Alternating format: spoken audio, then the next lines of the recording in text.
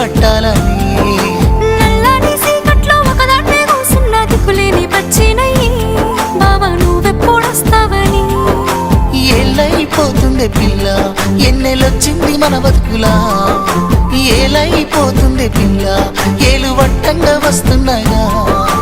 ఇన్నాళ్ళ ఎడబాటు ఎడవాసిపోతుందిలే ఈ సీనయ్య గుండున్నదే సినదారా నీ కోసము ఈ దూరాన్ని చెరుపుతూ తీరాల తెగిరింది అందాల ఈ మానవు